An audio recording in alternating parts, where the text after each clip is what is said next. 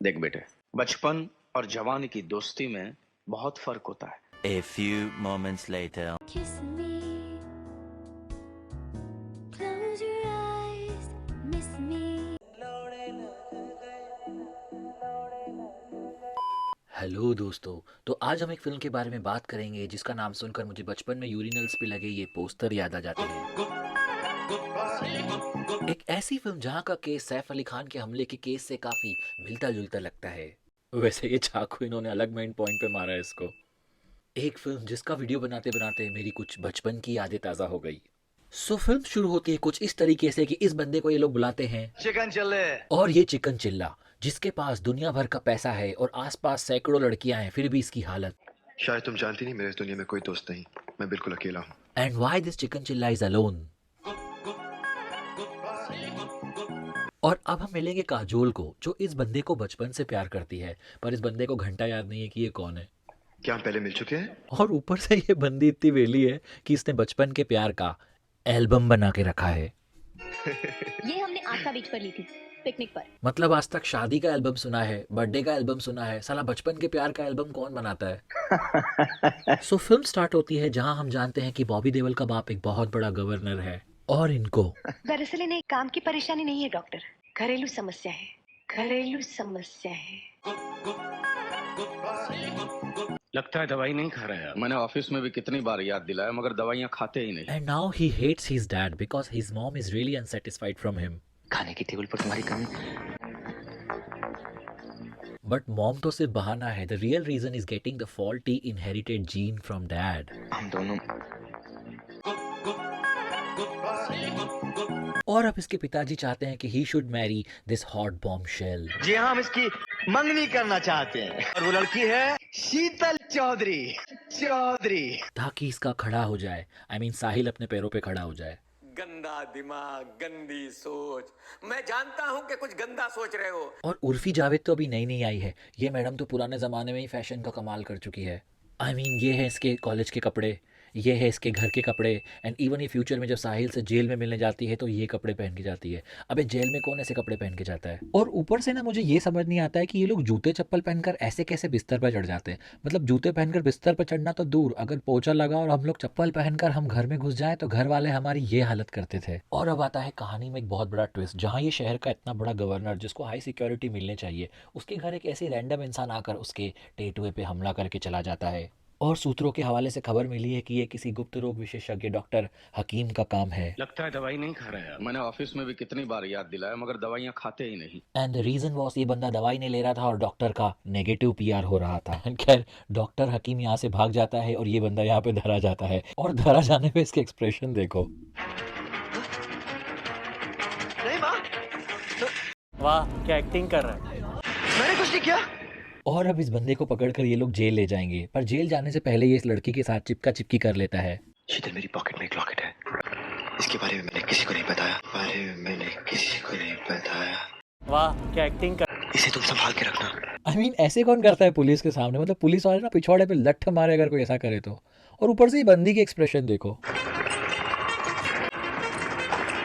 I mean ये ऐसी शक्ल बना रही है। बचपन में याद है राजा मंत्री चोर सिपाही खेलते थे और चोर ऐसी शक्ल बनाता था। और अब जेल में इन कैदियों के साथ थोड़ा ड्रामा होने के बाद चल देखता है साला।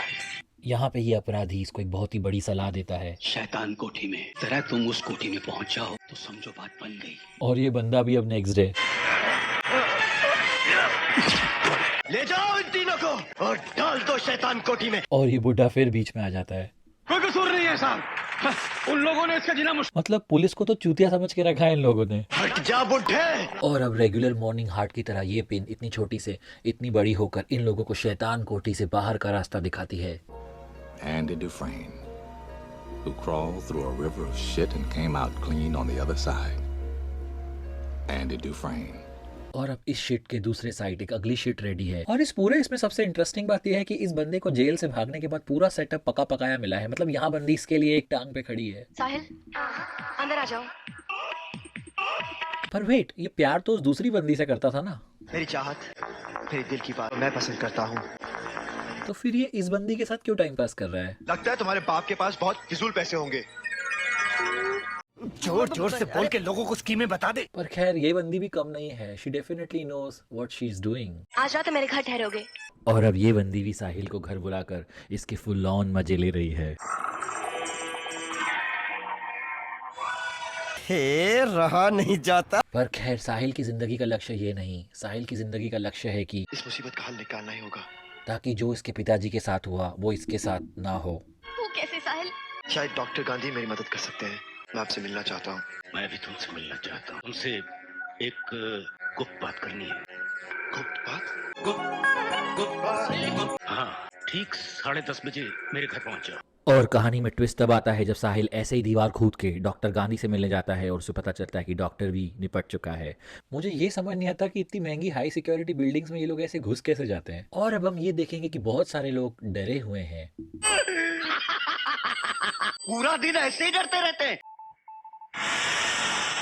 बचाने के लिए साहिल को मुझे आपका नाम बताना पड़ा। तेरी तो। और अब ये इतना बड़ा मिनिस्टर जिसको Z+ सिक्योरिटी मिली हुई है, ये पुलिस, वकील, बिजनेसमैन, ये सब डरे हुए हैं क्योंकि इनके पीछे कॉलेज का लौंडा पड़ा हुआ है। मैं तो एक मामूली स्टूडेंट हूँ।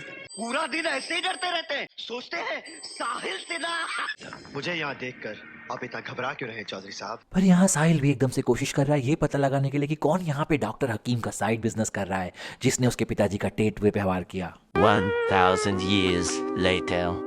अब तक तो इस लॉकेट की पहेली सुलझा नहीं पाया। और जो काम ये इतना बड़ा चिकन चिल्ला पूरी फिल्म में इतने सारे हैक, इतने सारे जेल ब्रेक और इतने सारे कांड करके नहीं कर पाया, वो काम इस जस्ट मोहब्बत वाले बच्चे ने पेचकस से 2 मिनट में कर दिया।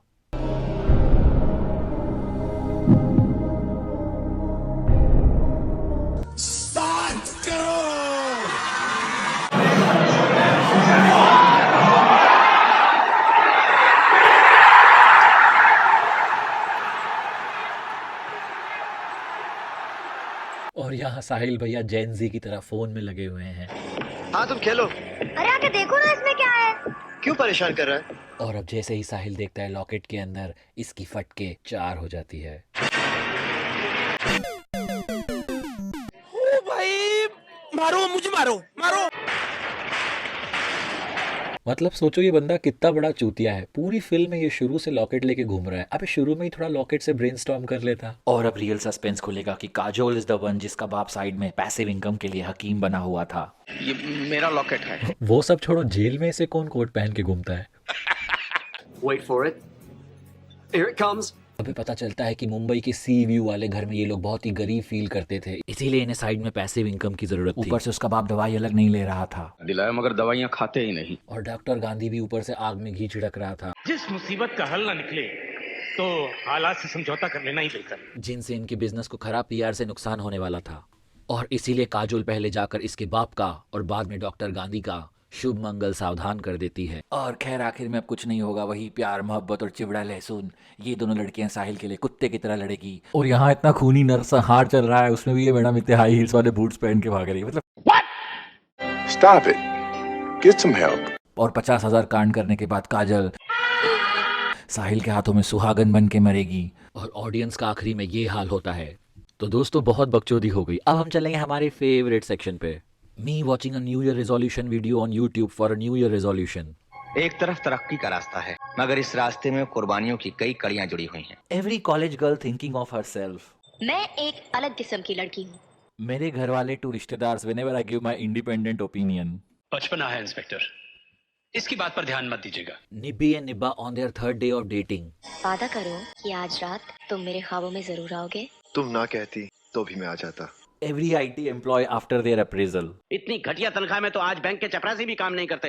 Every person nowadays giving their overthinking on AI। तो ये सारा काम कंप्यूटर्स की मदद से होगा। इन मजदूरों के पेट पर लात पड़ेगी सो पड़ेगी कि हमारी दुकान बंद हो जाएगी। Me and my best friend having a conversation on typical बहनजी type girl in the class. ये जितनी सीधी दिखाई देती है उतनी है नहीं। ऐसी लड़कियों पर एतबार नहीं करते।